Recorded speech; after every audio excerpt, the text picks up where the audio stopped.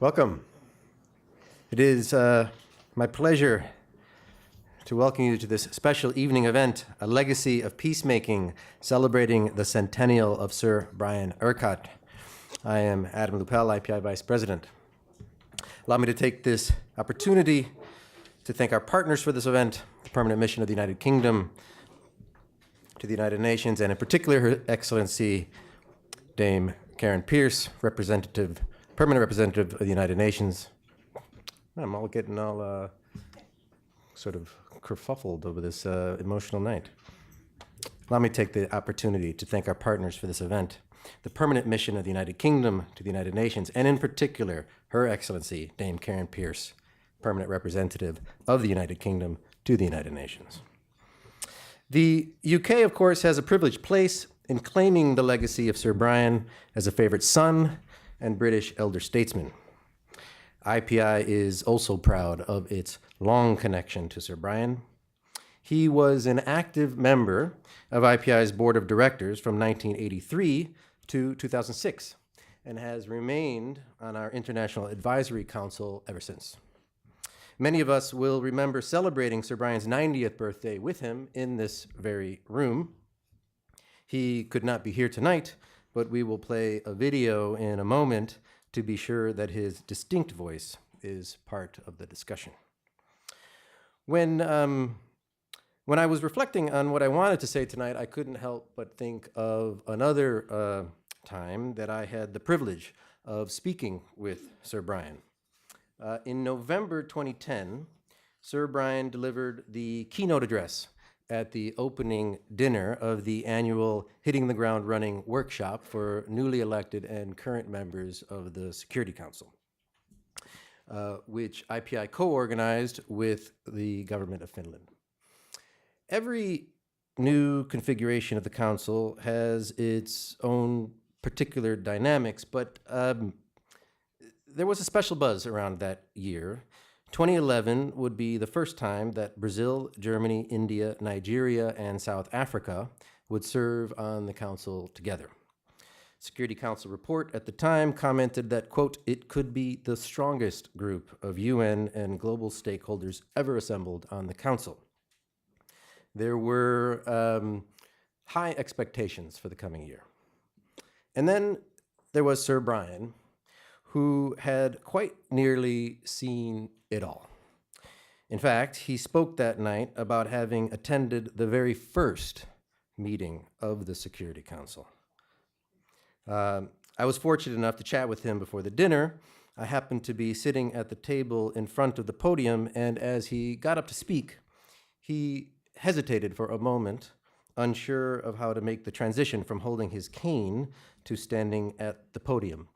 And I just instinctively jumped up and held his cane for him. It was a simple moment, unnoticed by all but a few, and I suppose unremarkable, but somehow to me it felt profound to be holding this man's support as he took the floor. And he began to speak, and he held that room in rapt attention. A room of some of the most senior diplomats in the world at a time of great expectations, perhaps the strongest group of UN and global stakeholders ever assembled. And they were like students, sitting in a circle, listening to their wise professor. It was striking. Very few people could have commanded that kind of attention in that room at that moment. And it was out of respect for his long experience as the second employee of the UN, innovator of peacekeeping, keen observer of the Security Council and the like, which you will hear more about soon. But I believe it was also because of the reasonableness and clarity of his thinking and the strength of his principles. Qualities we can admit we could use all more of today. Qualities we thought of at IPI when we founded the Brian Urquhart Center for Peace Operations at IPI in 2014 to honor his legacy and to continue to follow Sir Brian's example of innovative thinking, institution building, and practical impact in the pursuit of international peace and security. In a moment, the director of the Brian Urquhart Center, Jake Sherman, will moderate our discussion with our special guests, Ambassador Karen Pierce, and Assistant Secretary General for Rule of Law and Security Institutions, Alexander Zuev. But first, we'd like to bring Sir Brian's distinct voice into this conversation by playing a couple of brief clips from an interview IPI's Warren Hogue conducted with Sir Brian at IPI in 2010. After the video plays, our speakers will come to the stage for our conversation. Thank you again all for coming. Excellencies, ladies and gentlemen, Sir Brian Urquhart. The thing about peacekeeping was that it was a genuine new improvisation. There is no mention of it in the charter whatsoever. It was produced, like all the best things, in a great emergency when it was essential to get the British, French, and Israeli troops out of Egypt before Chairman Khrushchev took a hand from Moscow.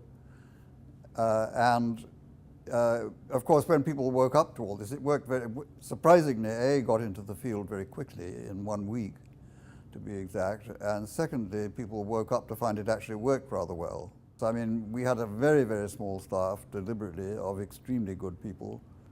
We did a lot of the political work as well as the peacekeeping business, because the two are really, in order to make a peacekeeping operation work, you have to have seriously good political relations and diplomatic relations with people.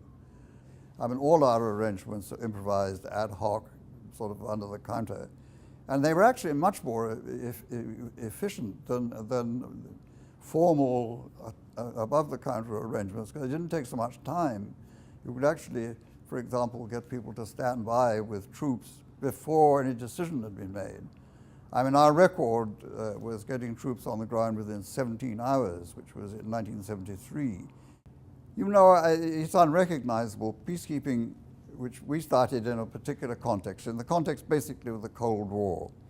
I mean, the reason why someone like Dag Hammarskjöld or Ralph Bunche knocked themselves out to make peacekeeping work wasn't so much that it was nice to have people in blue helmets running around in the Middle East and Cyprus and other places. It was because, particularly in the Middle East, an ongoing conflict could easily get into the Cold War relationship, and it could become extremely dangerous. The moment the Cold War ended, most of the conflicts were within one state. The only conflict within one state that we dealt with in my time was the Congo. Once you get to operating within a state, you get to warlords, you get to people who don't have any official position who are creating most of the fuss. You have the extreme sensitivity of a government which is overcome by the most horrendous civil disturbance, and so on. And it's a completely different thing. The lucky thing is that now you can actually, the UN itself can now formally discuss this whole problem, what to do next and how it works. That's the difference between when we were running this, because of the Cold War and the non-recognition of the idea. We had to do everything sort of more or less under the counter. Everybody knew we were doing it, but as long as we did that, the Soviet Union didn't object. And it was only much, much later on that when we actually included Iron Curtain countries in the peacekeeping forces, that we almost got them to agree that it was a good idea.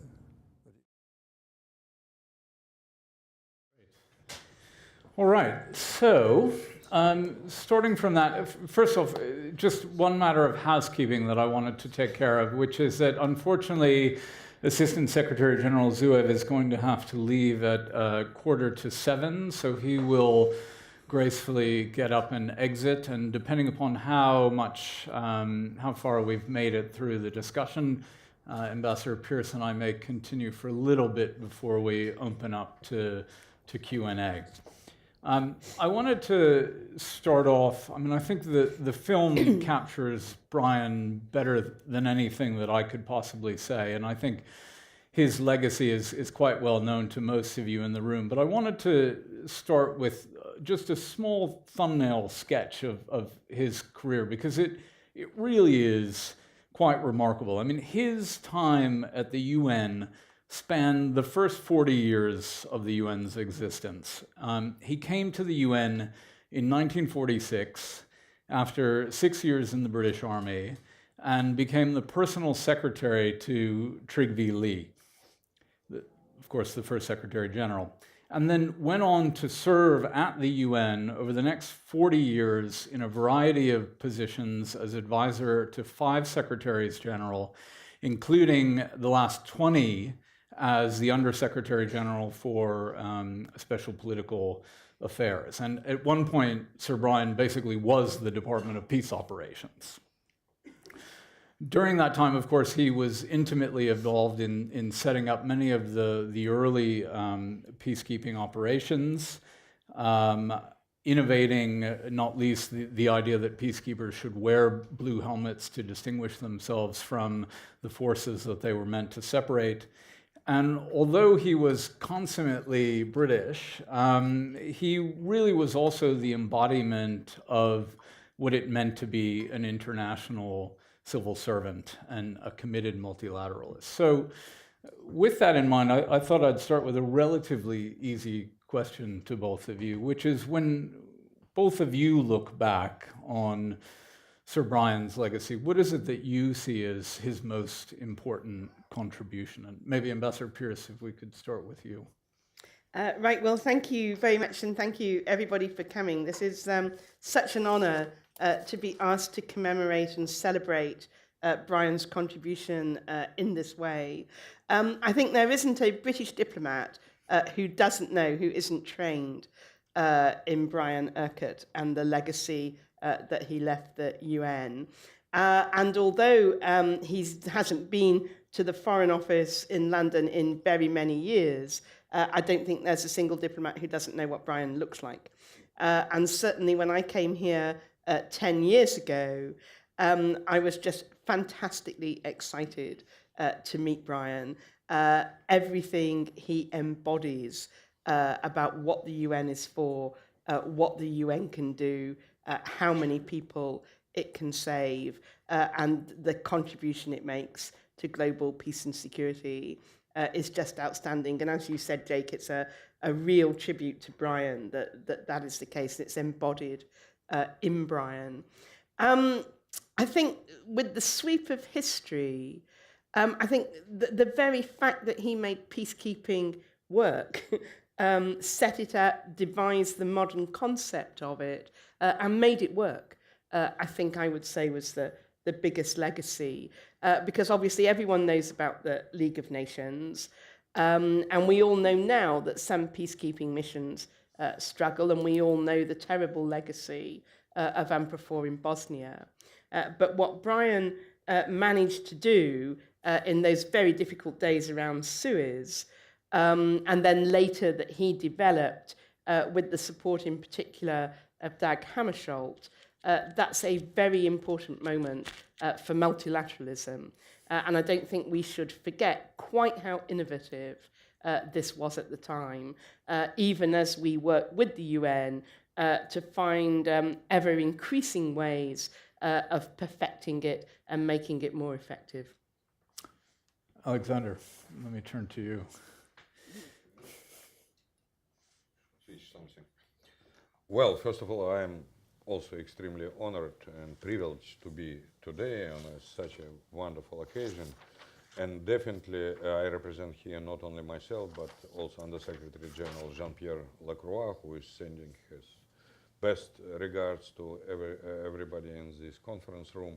But in general, our new department, DPO, as you know, exists only for 6 weeks. I mean, so we are a little bit newborn. But at the same time, I mean, you know, we are these infants who stand more or less on the shoulders of giants like Sir Brian. I mean, you know, if we look backwards, definitely it's not 6 weeks, but 7 decades of peacekeeping, what we present today. And Sir Brian, from the very beginning, contributed a lot, not only to management and not only to political discussions in the organization, but also for to the conceptual development of UN peacekeeping. If you look two key missions which he designed almost, I mean, and we just saw some footage, from this mission planning process. I mean, in '56, UNEFI in the Suez Canal and this UN emergency force, which basically helped to end the Suez crisis. And truly, we failed. And it's not a secret sometimes. I mean, and in Rwanda, in Bosnia, and we are not making any secret. We are very self-critical, but still we claim that our 70 years of peacekeepers, they were very beneficial for global peace and security. And best examples of these successful operations were designed and implemented with Sir Brian's direct involvement. And another one, I mean, he just also briefly mentioned, I mean, right now we operate in many different types of peacekeeping. It's not traditional, forced disengagement. I mean, what we did, say, in the Middle East and in Kashmir and some other places, but it's very much operations, I mean, which we do in MINUSMA in Mali and MINUSCA in Central African Republic. But they're derivatives in certain sense from the first mission, ONUC, which was designed for, that time it was not even a Democratic Republic of Congo, if my fading memory is not mistaken. At that time it was Congo, Brazzaville, and second was Congo, okay, anyway, for the large Congo, I mean DRC, which is DRC right now. But the issue is, I mean, that it was a large-scale operation, with more than 20,000 peacekeepers. It was the largest peacekeeping operations that time.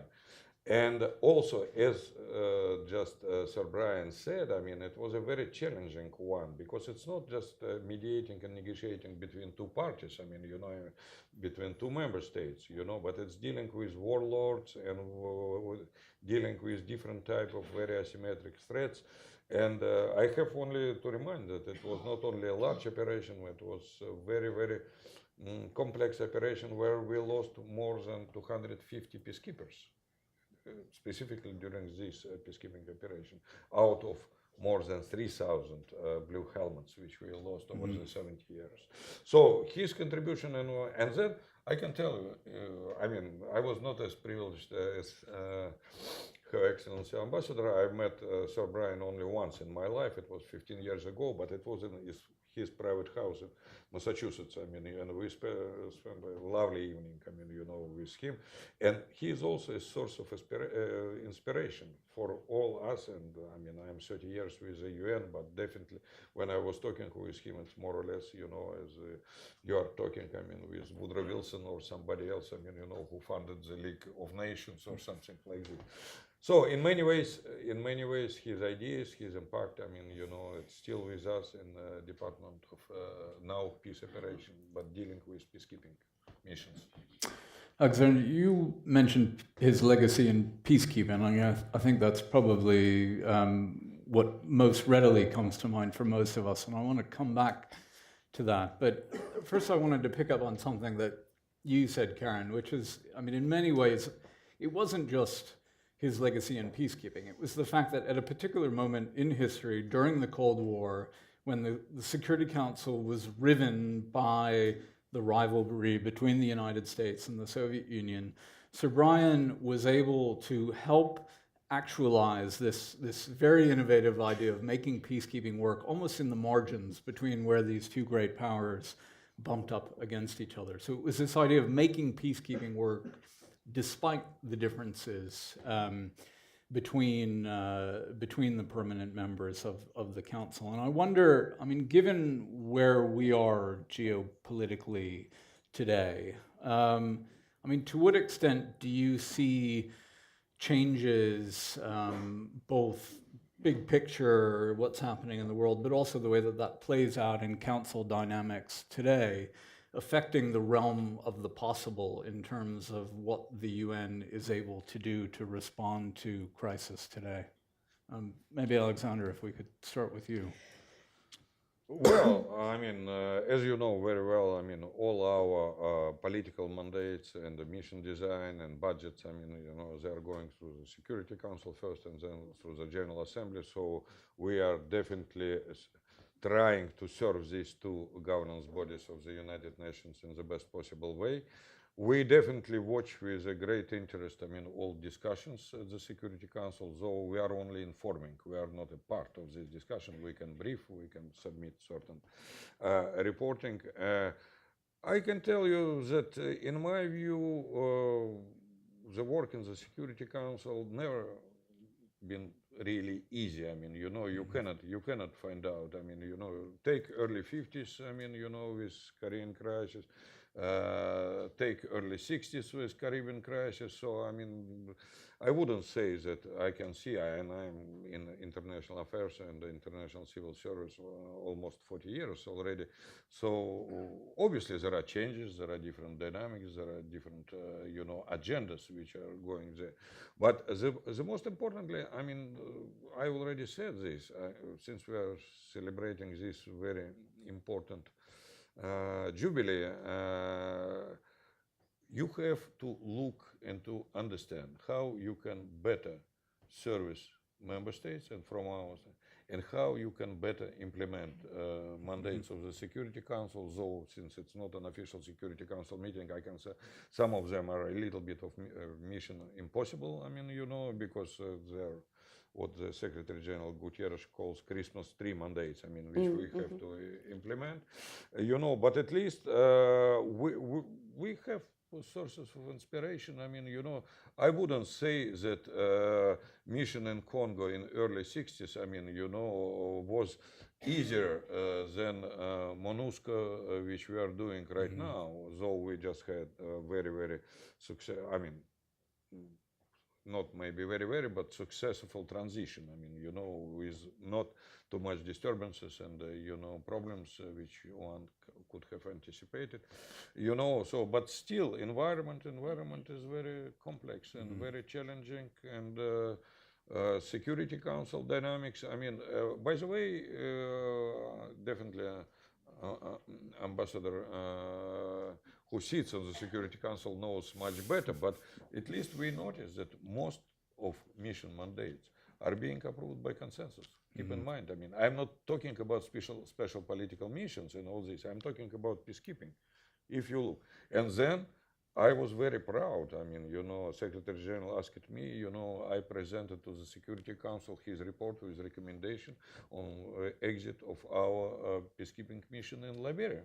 And we closed Cote d'Ivoire very recently. And this year we close Minijust in Haiti. I mean, it shows that under Security Council guidance and with support of member states, I mean, we, and especially I have to emphasize, troop and police contributing countries, because the cornerstone of our work in peacekeeping, this is brave women and men who work, in different contingents or individual police officers or military staff, I mean, and all others.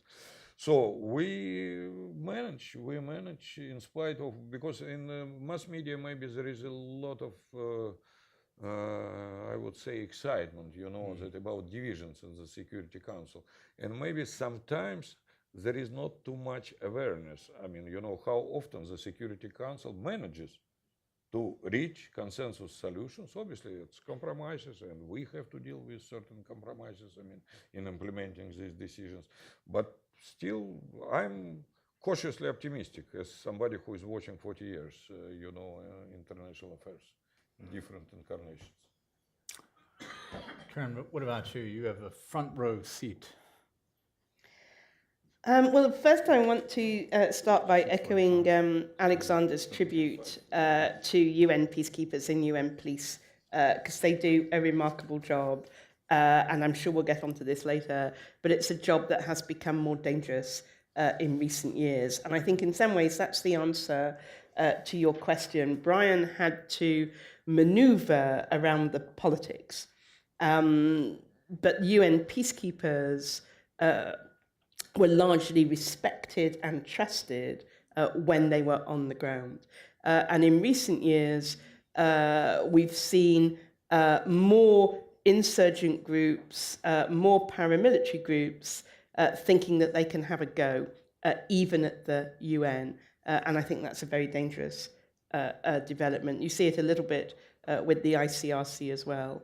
So there is something about the changing nature of international politics, as you asked, and the fact that you now have even Brian saying he was struggling with the number of actors in conflicts that were essentially internal. Now that number has quadrupled or grown tenfold. It's just a harder proposition than it was.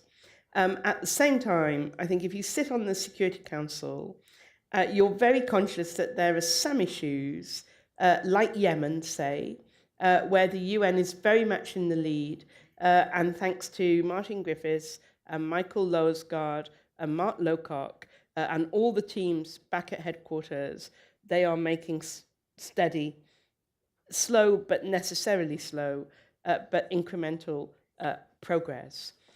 If you take an issue like Syria, however, I think Syria is essentially a great power question. There is so much at stake, particularly between Russia and America, that the UN can facilitate answers, but it cannot step in if Russia and America can't agree. And we can maybe talk a little bit more about that. So I do think there is a difference in some of the issues that are coming to the Council. Personally, having worked on the Balkans in great detail after UNPROFOR, after Dayton, I think what the Security Council and the permanent 5 members were able to achieve after Dayton, it would be nice to think that could be the model for UN operations overseas from now on, because we managed to put in forces, including Russia joining NATO forces, and we managed to put them in under a Chapter 7 mandate. We would struggle now to get quite so much agreement on such a difficult mandate. I think, Alexander, you're absolutely right. They do pass by consensus, these resolutions, but we need to watch that they're not the lowest common denominator. And I think that's another difference with Brian's time. Brian was able to find a way, possibly because people wanted the United Nations to succeed. So at the end of the day, that was the biggest motivator.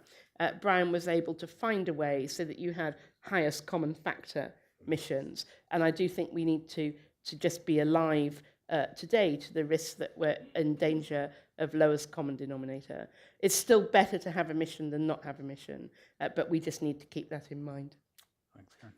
Alexander, do you need to go? Well, no, I mean, the only thing which came to my mind also, I mean, Sir Brian always was not only dedicated international civil servant. I mean, I truly don't like this bureaucratic definition of very dedicated and committed UN staff working in a very dangerous environments and a very much hardship stations, you know.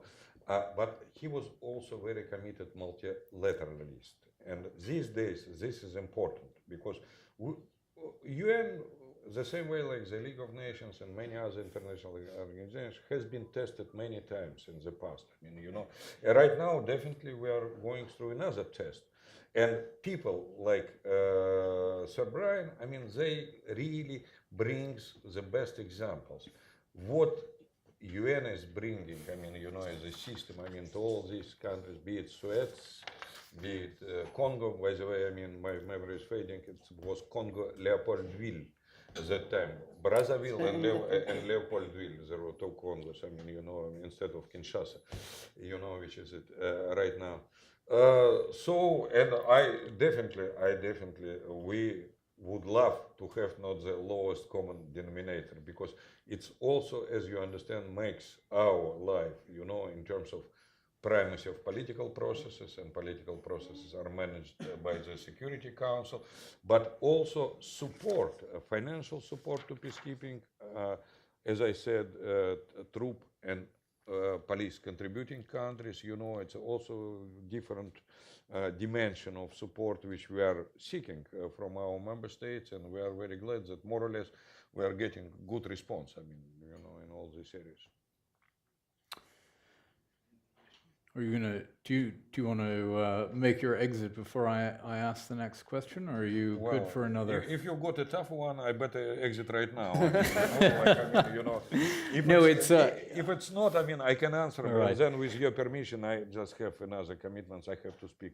I do have a question about UN reform, and I think given that what was the Department of Peacekeeping Operations and now the Department of Peace Operations, your office has just been through the ringer on that. If you are able to stay, it would be great. And really, I think the question is, I mean, Sir Brian was quite a committed multilateralist, but he could be quite clear-eyed about the UN's failings. And in 2010, he wrote that the UN has somehow continued to reinvent itself, never to the total satisfaction of anyone. The current demand for reinvention is as pressing as any the organization has faced. And this was nearly 10 years ago. And now, as you started off by saying, we're 6 weeks into what is probably the most significant reform of the UN since the creation of the Department of Peacekeeping Operations and the Department of Political Affairs in the 90s. So I guess the question to both of you is, how do you expect that these reforms will improve the ability of the UN to respond to, if not even prevent, crisis? Well, first of all, I truly believe that this reform is not just for the sake of renaming and reforming, and truly we lost one letter, I mean, from our acronym, I mean, of our department and Department of Political Affairs got one letter, so it's zero-sum game. I mean, that in general. But if seriously, I should tell you that we should improve our support to field missions. And for this, what has been done, and I'm very glad, it's not only the vision of the Secretary General, but it's also support of member states who approved this new architecture. I can tell you, for the first time in the history, we merged 3 different departments, and now our regional and country-specific desks are sitting together, working together, because before there were completely separate streams. There was a process of consultation, of course. I mean, between DPQ and DPA, we always consulted, but people were not collocated, people were not organized around specific regional, sub-regional, or country-specific agendas. So this consolidation, it's a situation when 1 + 1, it's not 2 but 3, in my view. I mean, because you are getting additional and create critical mass. This is first one. Secondly, I mean, I believe it was very, very strategic decision to bring peace building support office into new peace and security architecture, because we are always facing problems. We have huge peacekeeping missions or special political missions with huge budgets. I mean, it's not a secret, it's billions, not millions, but billions of dollars. I mean, and it's tens of thousands of people, in uniform or civilians, I mean, who deliver all this, But as soon as our missions exit and we hand over everything to whatever is normal in this world, to normal UN country teams, I mean, there is always a funding cliff. I mean, because you cannot expect, to get these hundreds of millions in assessed budgets, for the situation where there is no peacekeeping operations present. Because of this integration of PBSO, it's very important. It can make this transition, more smoother and maybe more strategic, and can alleviate, some risks which we faced. So in general, once again, as I told you, I mean,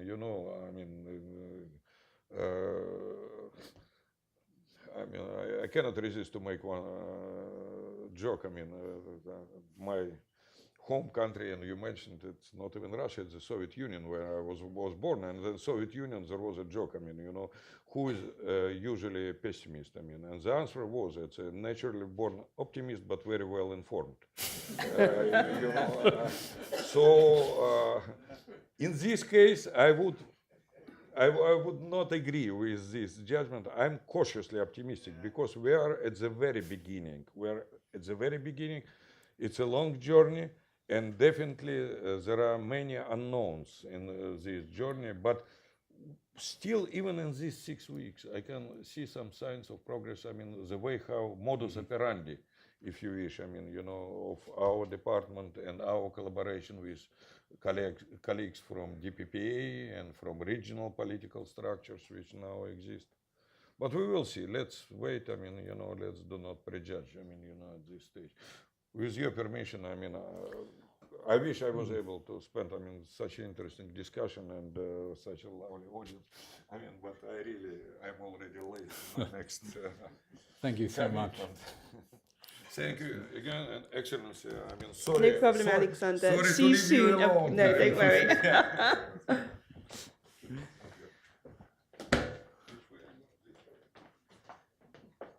Ambassador Pearson, let me turn to you and see if you share ASG's optimism about the reforms. I'm always an optimist. I think you have to be an optimist. I'm an optimist about Afghanistan, where I was posted. So if I'm an optimist about Afghanistan, I'm certainly one about the UN and its trajectory.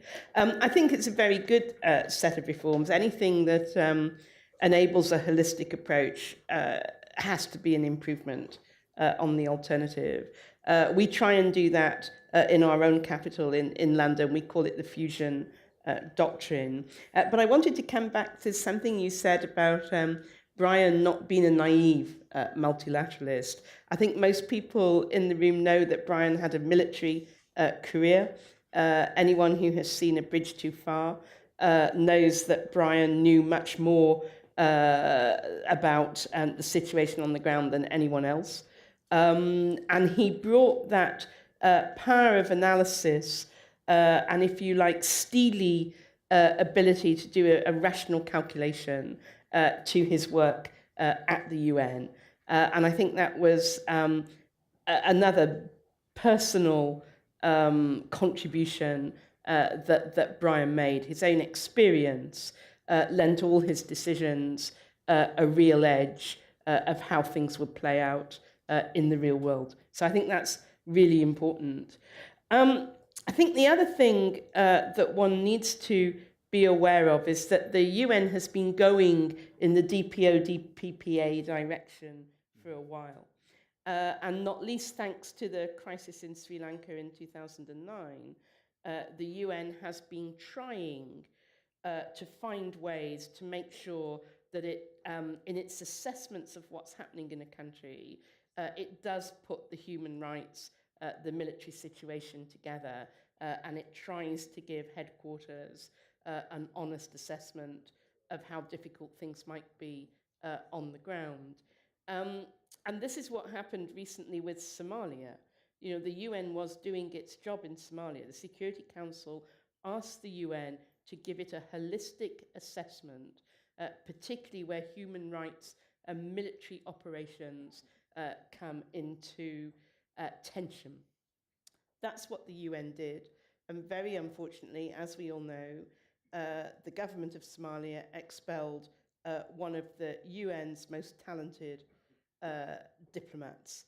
Now, we need to do something about that because the UN was doing what the Security Council had told it to do, and the international community is supporting Somalia and the people of Somalia. So I think that sort of conundrum, we may meet more of that sort of problem. It's not a problem, I think, that Brian's era faced, though they faced many other challenges. But I think if we're going to demand that the UN join up more and that it reform and that it be more effective and more modern, if you like, then we also have to find ways of making sure that when it makes these moves or takes risks, its people are protected, but also that its aims and goals are protected. When we were speaking beforehand, and I was giving you a preview of what I was going to ask you, you had mentioned, with respect to the reforms and the idea of, at least at the level of the new regional department, or the regional divisions, that in many ways Sir Brian was way out ahead of where we are today, and during his tenure at the UN had even thought about trying to, or at least would have thought that it was a good idea. He possibly didn't feel that the timing was right. But I wonder if you could maybe say a little bit more about that. Well, I remember a conversation with Brian outside the main entrance of the UN in the very famous tent structure that the UN has to keep out New York winters. I don't know if that was there in Brian's day. I rather hope for his sake it wasn't. But I remember this conversation about whether or not there should be more fusion between DPA and DPKO.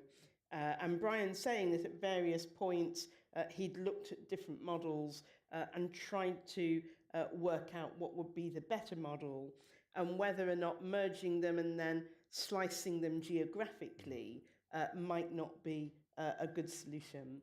But I thought it was just fantastic that even at 90, Brian was still thinking about ways to make the UN even more effective and to get the best out of its structures and its people. Let me ask you one final question before we open up to Q&A.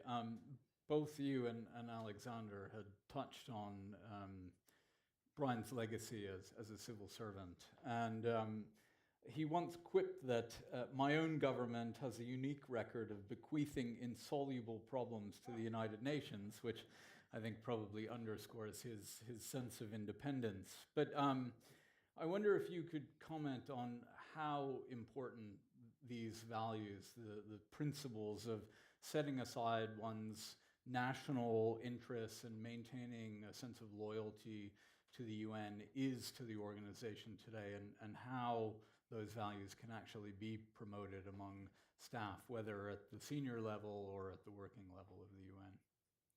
Oh, I think that's quite a hard question. I mean, manifestly, Brian, Margaret Anstey, Dag Hammarskjöld, the Secretaries General, manifestly they embody that spirit of international public service. And by definition, because it's international, it's an even higher plane than those of us who work for our own governments. And I think it also shows that Brian had a very good sense of humour. If Brian is watching this, I'd like to assure him that we, as Britain, continue plan on giving more insoluble problems to the United Nations. So, some things will be a continuum.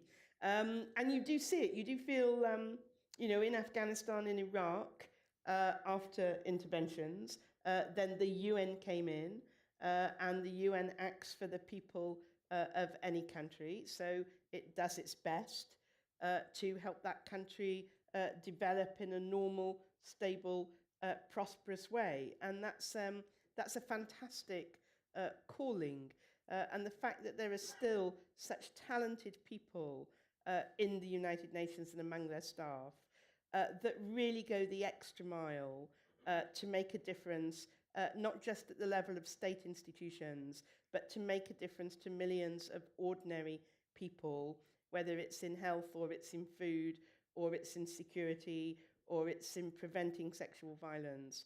That is truly amazing. And I don't think there are any of us in missions in New York who aren't sometimes just overwhelmed by the generosity of spirit and time which UN colleagues give to some of these very intractable problems, which in almost no cases, not completely no cases, but in most cases they had no part in having created. Great, thanks so much. All right, we're going to open up the floor. I mean, given that it's so many of you and just Ambassador Pierce, I would also invite, many of you, I think, in the room know Sir Brian, have personal anecdotes, reflections to share, so I would welcome you to share those. And I wanted to start, actually, by asking David Malone, the rector of the United Nations University and the former president of what was then the International Peace Academy, if he could perhaps start off with his own personal reflection. Great. I have a loud voice, so I'll just do without a microphone. perhaps for the camera's purposes, then we'll have a microphone. First of all, very good to hear the two speakers this evening. Brian was on our board when Jake, John Hirsch, many others in the room, and I worked here. And what he loved about being on the board was the young people at IPA. He was very invested in them. He would come to working sessions. We used to do cheap sandwich lunches as gypsies in boardrooms all around New York, trying to figure things out. And he'd always be there generally in listening mode to young researchers who would, be advancing their theories, their conclusions, their analysis, and often be tremendously impressed by what they were coming up with. Jake was one of those, by the way, because he was in IPA in those years. I did want to come back to something Karen said, which is very true. For those who think that Brian was sentimental, he wasn't. He had fairly unsentimental judgment. In fact, for those of you who have read his books, you'll know how unsentimental. He met lots of knaves and fools, and he treats them thusly in the books. And several of them were secretaries general, by the way. So, but when it came to young people, he was interested, hugely supportive, very excited when good things happened in their lives, and he felt that was why he was on the board of IPA and the distinctive contribution he could make, and it was a fantastic contribution. So thank you. Thanks, David. In the back. Thank you very much indeed. I joined the UN 30 years ago, and I just want to tell anybody who might think that because Brian reached 100 that he's put on a pedestal now. But I can tell you that 30 years ago he had only retired 3 years before, and already then he was an absolute. There's nothing like it. I mean, Lisa was actually worked with him, but and I joined after he had left. But there's been nothing like it since, and I don't think there was anything even before, because even the people he wrote about, Bunch and Hammarskjöld, never quite captured the imagination. And it's interesting, and David sort of hinted at it, because the books are obviously crucial to understand a little bit about the man as to why he captured the attention and the respect of the Secretariat in a way that nobody ever has. And it's a combination, I think, of the fact that, and Karen referred to it as well, and David, that he was no starry-eyed idealist. I mean, he was neither the flaky side type nor the prince. I mean, he was very, very principled, but never not rigid, and nor flaky in any way. So there was a sheer combination of principle, but also a realism, and that comes from the books and from everybody who ever worked with him and knew him subsequently.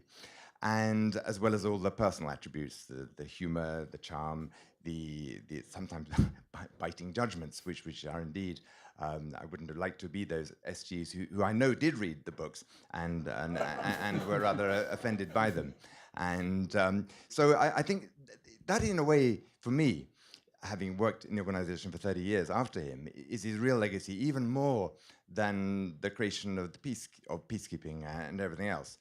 It is the fact that he was able to combine that principle. And nobody's ever actually reached that level of being able to be so principled and yet so realistic, because normally they are regarded as incompatible. He managed to combine it, and that I think is the unique, the absolute, the top thing that we should remember him for. Teresa. Thank you. I owe my connection and knowledge of the UN to Brian, and I've had 2 stints in the UN in 95 to 2000, then I came back. And I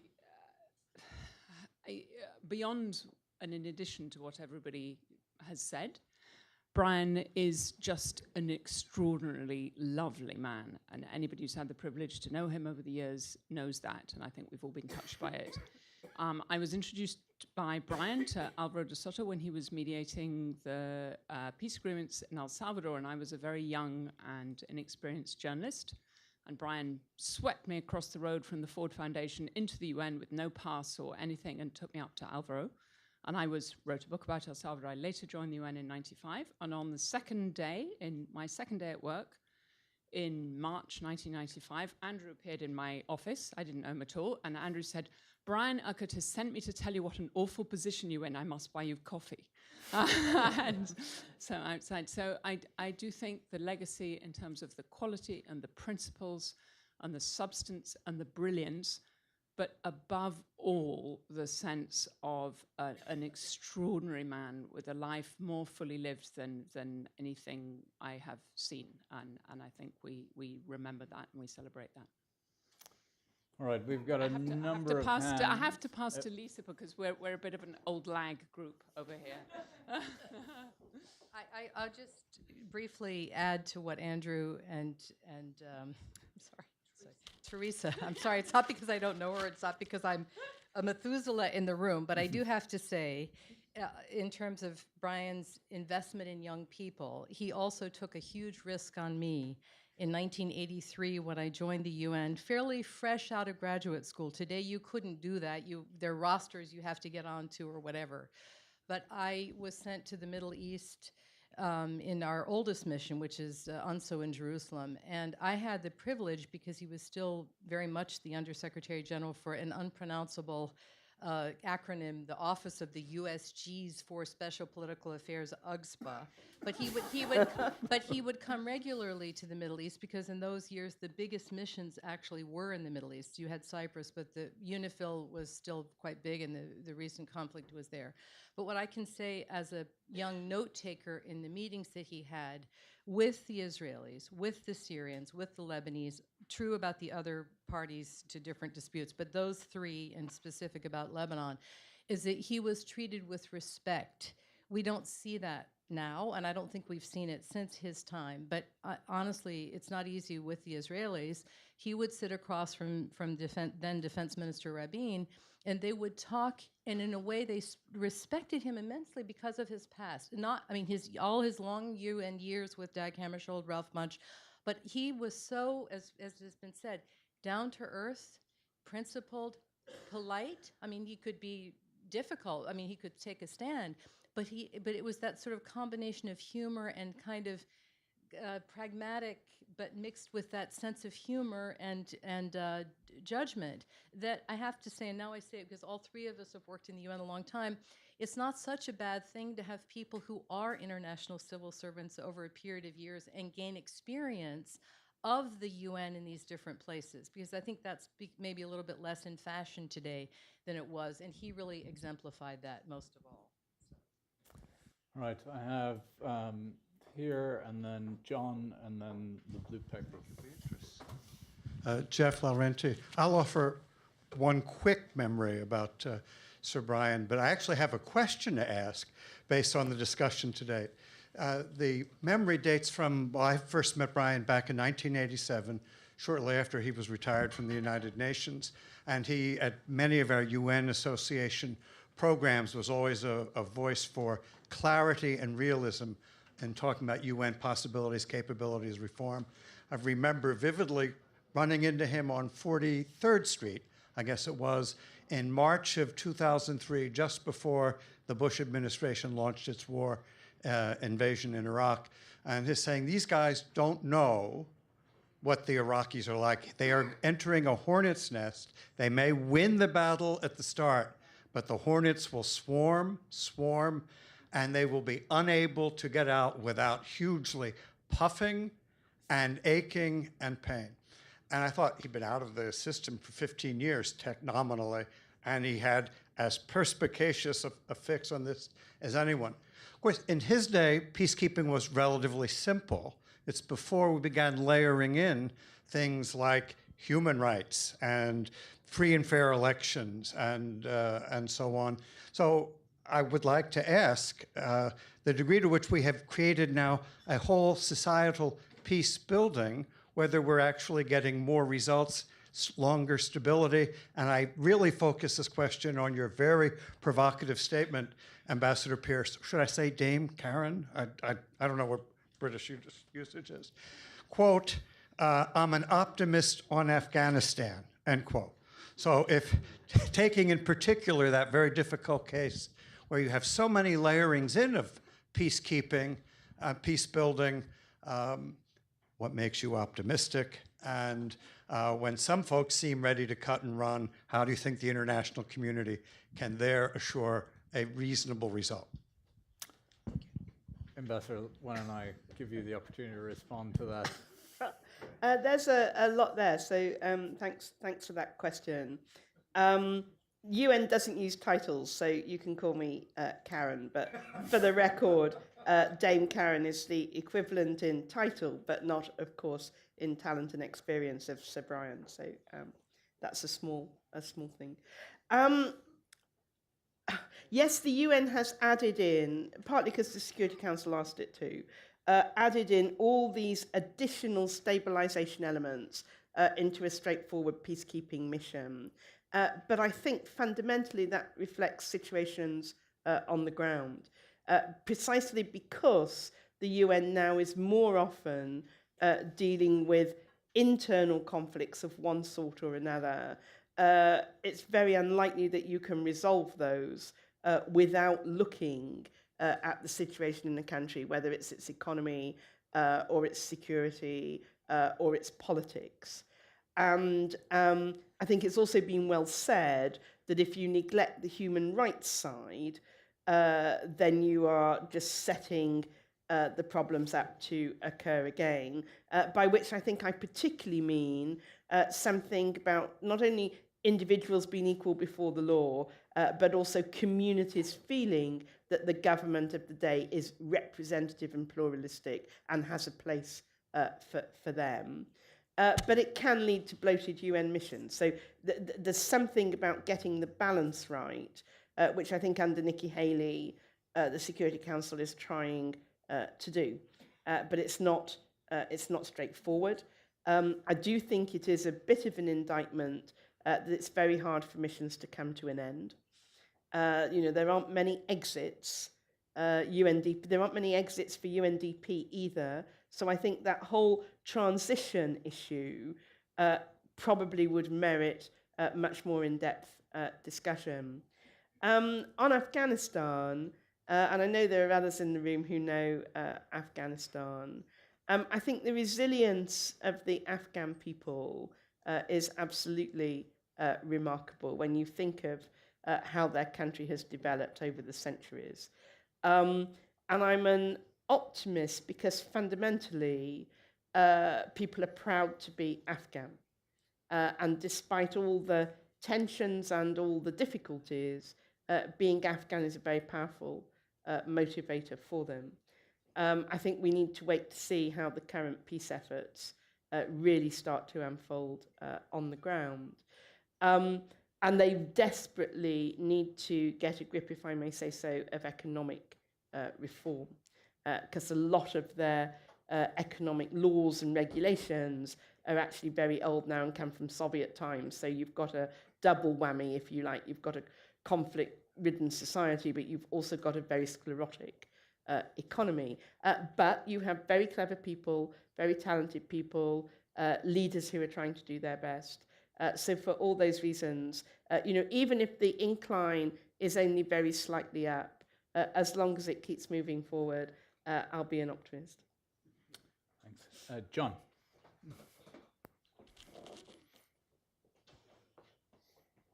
First of all, it's wonderful to have you here, Ambassador, and it's wonderful to have this memory of Brian Urquhart. I was at the U.S. mission in the 1970s, in the Carter years, and I was following the Middle East and Cyprus, so I saw a great deal of Sir Brian at the time. So my two very small stories, which are not really political. One is if somebody came in and wanted a cup of coffee, he sent his secretary to the cafeteria to get it, did not run a coffee pot.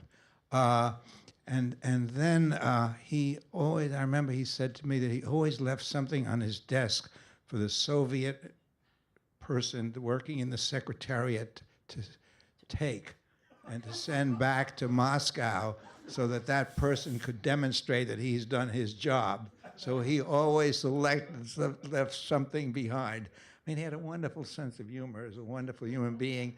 And the last point I want to make is, you've already said it, he ran the whole peacekeeping by himself.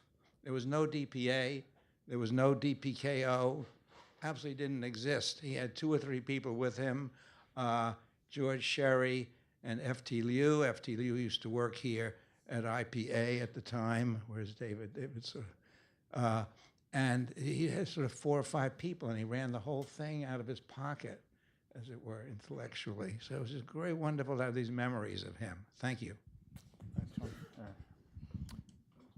In the 4th row. Sorry, I don't know your name. Hi, I'm Nina Lahoud. I joined the UN in '83 and stayed for 33 and a half years, and I had the good fortune. My first assignment was as legal advisor, the first woman then, to UNIFIL. And Mr. Urquhart came, and I accompanied him through the Middle East in '84. And what really struck me was, and many have commented on these aspects, is it was a much smaller place, as everyone knows. He was practically a 3-person show, and his familiarity and interpersonal, even camaraderie with all players in the UN, in the field, the force commanders, the political advisors, the parties to the conflict. And I think, and I'd like to ask a question about this, so in those days, there was much more direct interface, I would say, between missions and the head of Mr. Urquhart, and there was a rapport. It was striking how familiar he was with everyone from the staff onward. And those are the days in UNIFIL where there was no status of forces agreement. So they were still honoring the UNEF established principles of peacekeeping, and everyone, the staff and the parties, knew those principles.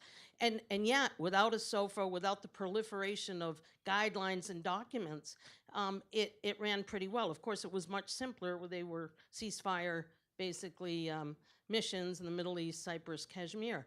And I think what I've described is true respected leadership and direct interface with him despite his high stature, from the field to headquarters, and also more direct interface and singular interface in briefing the council.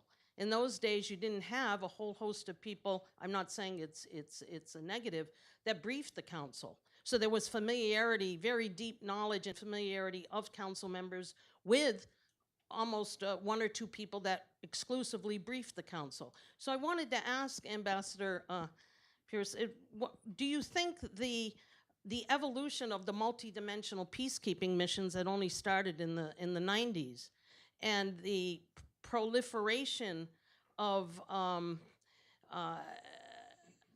teams and the level of interface with the field, often on a much lower level, has that inevitably brought us in another direction, because it's all so much more complicated with the multidimensional peacekeeping missions? And I'd say, the challenges on whether we have the expertise and capacities in some of those areas, which he then didn't have to grapple with. But I really want to I thank him as a 27-year-old. I was hired as a woman peace legal advisor to a 3-star general, and the tremendous respect and empowerment he gave to staff, and that personal rapport he developed with so many of us from the lower to the higher. Thank you. I think the multidimensional aspect, I think the real risk there is that missions become like all bureaucracies.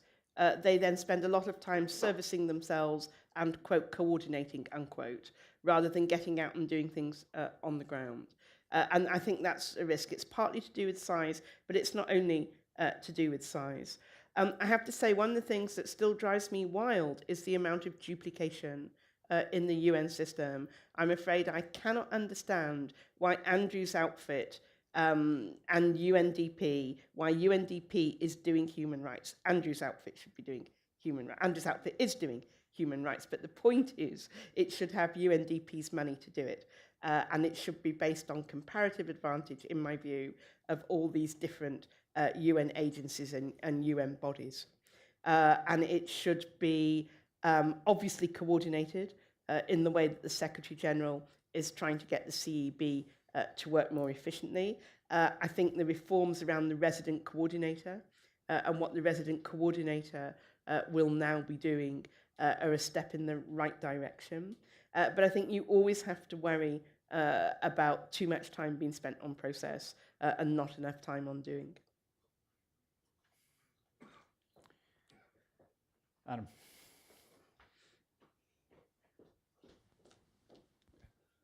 Thanks, Jake. My name is Adam Smith. I work for the Department of Peace Operations and used to work for IPI, sitting in Jake's seat. Just a couple of thoughts on Sir Brian. I was lucky enough to have a internet kind of correspondence with him when I was director of the Center for Peace Operations. Relayed to him what we were doing, got his thoughts and feedback, mostly relayed through his lovely wife at the time. So just a couple thoughts on his legacy. One, it was mentioned before, but his books on Dag Hammarskjöld, on Ralph Bunche, his articles in the New York Review of Books, for me is one of his tremendous legacies that'll carry on forever. His biography on Hammarskjöld is the authoritative story of that Secretary General, and to my mind, the finest Secretary General there's been. The story of there is no better book on Ralph Bunche than his. And he couldn't have written those books without having been in the position he was in, worked with them, but also his great wit and his humor and his intelligence to write those. So if you haven't read those books, along with his own autobiography, A Life in Peace and War, which is also tremendously funny and interesting because he lived an interesting life, definitely do so. And I think as we move forward in the UN and we think about reform or we think about what the future comes, there's no better way to think about that than to reconnect with our past and what it was at the start. And as we mentioned, the idealism that Sir Brian really embodied and took forward. The second story, just Jeffrey reminded me of when we talked about titles.